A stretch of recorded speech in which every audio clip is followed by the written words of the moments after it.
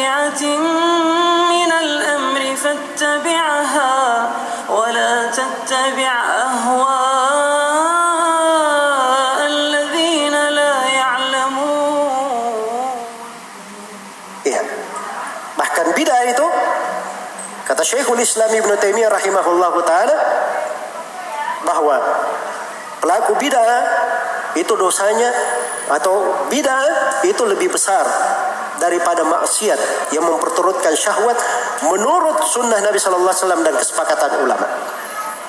Kalau dibandingkan antara dosa bid'ah dan dosa besar, maka bid'ah itu lebih besar dosanya.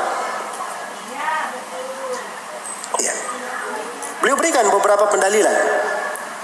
Kaum Khawarij ketika muncul, Nabi perintah apa? Perangi mereka, bunuhi mereka. Ini perintah kepada pemerintah ya.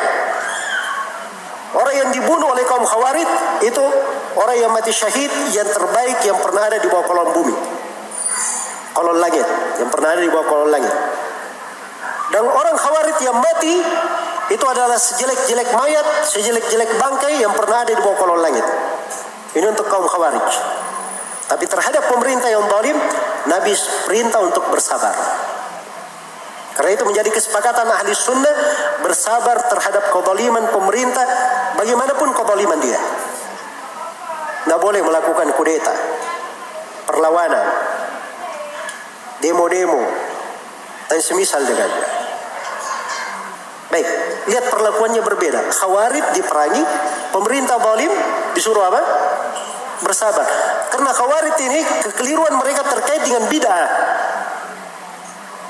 Ada pun pemerintah yang zalim, kekeliruan mereka itu terkait dengan dosa dan maksiat, perbuatan kezaliman, kesewenang-wenangan. Karena memang bid'ah itu lebih besar bahayanya di dalam syariat, hukumnya juga lebih besar di dalam agama. Jelas ya? Karena itu pelaku pencuri, dia mencuri harta orang, ya, itu dipotong tangannya. Berzina, kalau dia belum menikah, itu cuma dicambuk 100 kali dan diasingkan selama setahun. Jelas ya? Tapi kalau dia adalah orang yang menyampaikan bid'ah dan mengajak manusia ke situ, menyesatkan manusia, itu pemerintah boleh memenggal lehernya. Ini saya berbicara pemerintah ya, pengadilan, bukan orang per orang. Jangan sampai ada yang menukil lagi dari saya. Ustadz boleh katanya membunuh ahlul bidah. Wah gawat juga saya nanti. Ini hukum pemerintah. Sebab hukum-hukum yang seperti itu memang di dalam syariat Islam itu hanya boleh dilakukan oleh pemerintah. Tidak ada di dalam syariat kita ini apa yang namanya main hakim sendiri. Apa yang namanya apa? Main hakim sendiri.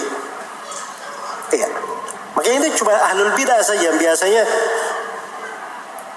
kerjanya main hakim sendiri. Ada masalah, oh kita sweeping. Ya. Dilakukan ini. Emang kamu pemerintah? Jelas ya? Hal-hal yang seperti itu bukan urusan orang per orang, itu urusan pengadilan. Untuk mewujudkan sebuah keadilan harus di pengadilan. Bagaimana caranya dia tangkap orang? Diteriaki maling, dikejar, digebukin sampai mati. Ternyata dia tidak maling. Siapa yang berdosa? Cuma dengar informasi saja maling. Jelas ya? Datang ke tempat kemungkaran. Wah ini berzina ini. Kenapa? Karena dia ada di tempat perzinahan. Itu tidak benar pembuktian. Orang mencuri saja, dia mencuri, itu kalau dia masuk ke pengadilan, pertanyaan yang pertama ditanyakan barang apa yang dia curi. Satu, nilainya berapa? Tanya nilainya. Sebab yang dijatuhkan hukum potong tangan itu harus pada barang yang nilainya 1/4 dinar ke atas. Jelas ya? Baik. Ketika dikatakan dia mencuri, ditanyakan mana saksinya. Kalau dia berkata, Pak itu tetanggaku itu. Ya, memang mentong dia sering seperti itu. Nggak boleh seperti itu, nggak ada. Nggak cukup. Kamu lihat, kamu ada di situ. Nah itu ditanya saksi ini. Ya, kalau maju maju saksi-saksinya diperiksa lagi. Ini persaksiannya bisa diterima atau tidak? Gapai saksinya juga perlu diperiksa juga. Kan begitu? Harus diperiksa, dipaksikan saksi itu. Ada standarnya di dalam persaksian.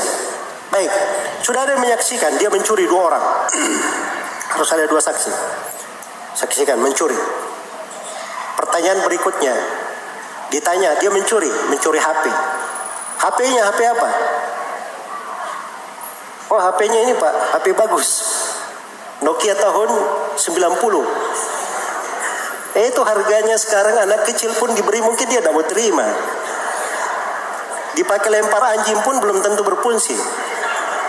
Jelas ya? Yang seperti itu barang namanya tidak bernilai, itu tidak dianggap.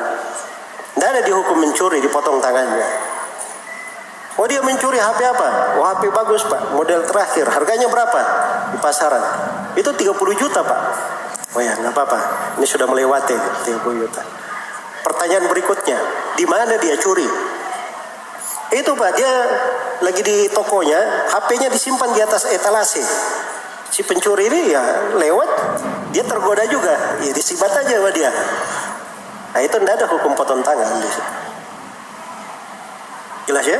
Hukum potong tangan itu kalau HP-nya sudah disimpan di laci, ditimpan tempat simpan, dia pergi ambil, nah itu baru kena hukum potong tangan. Tapi kalau di atas etalase itu keteledoran pemilik. Kenapa kamu juga pergi simpan HP-mu di situ? Jelas ya? Dia yang salah. Nah, itu hukum di pengadilan perlu pembuktian. Makanya tidak ada di dalam syariat itu main hakim sendiri saja.